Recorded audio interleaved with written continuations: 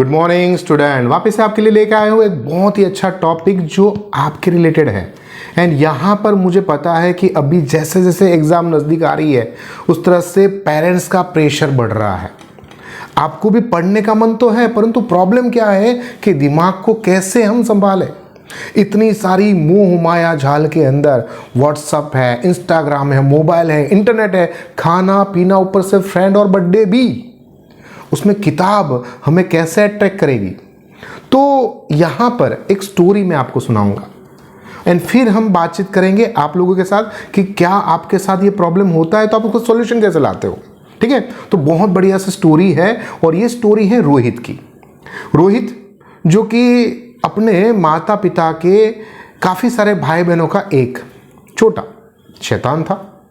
अब होता ऐसा था कि घर के अंदर एक ही टीवी था एंड जो पेरेंट्स थे वो वेडनेसडे, फ्राइडे एंड संडे के दिन जो चित्रहार आता था बस वो देखते थे एंड बच्चों को देखने देते नहीं थे, तो उसको कमरे में पैक कर देते थे।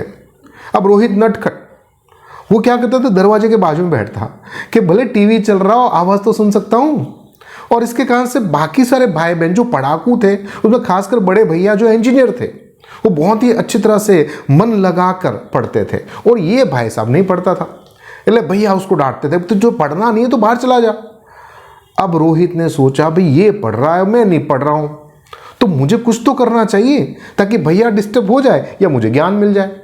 तो भैया के चले गए रोहित भाई और बोला भैया आप जो ये पढ़ाई कर रहे हो इतनी लगन से, मेरे से तो नहीं होती है, आप कैसे करते हो। अब भैया ने जो उसको तरीका बताया आप भी फॉलो कर सकते हो। कैसे? भैया ने बोला देख, अगर कहीं पर आग लगती है तो कौन आता है, तो क्या फायर ब्रिगेड आता है। Very good.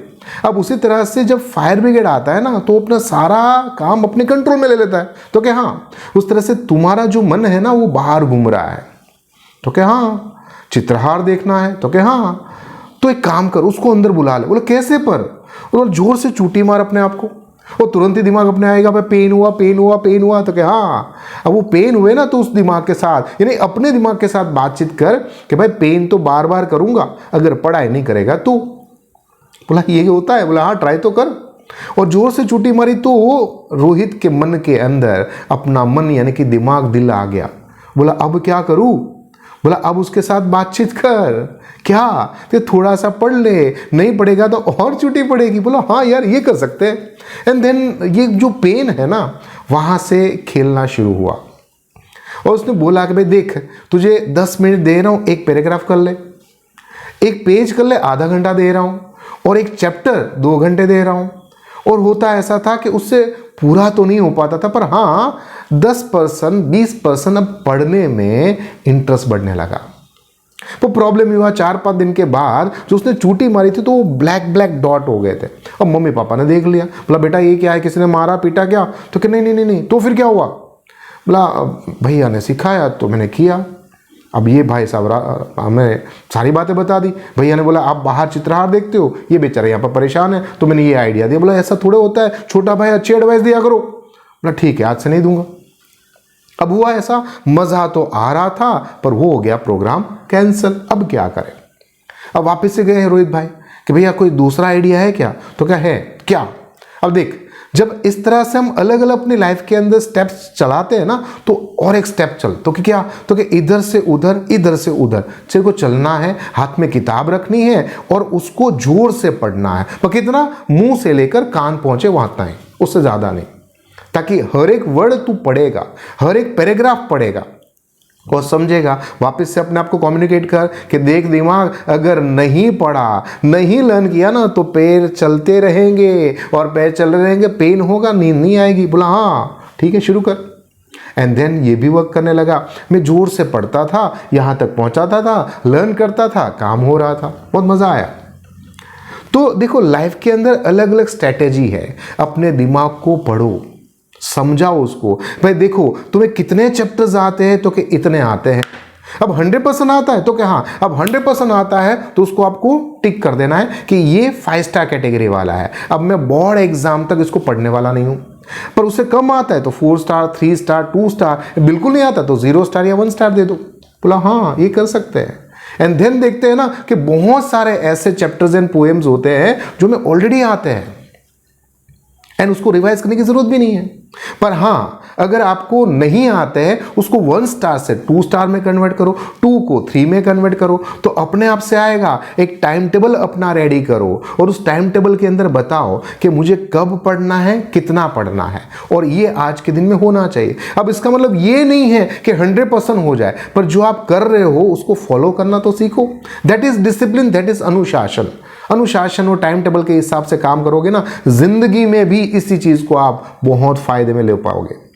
तो ये बातों को हमेशा आप याद रखो, आप बहुत ज्यादा बेनिफिट कर सकते हो।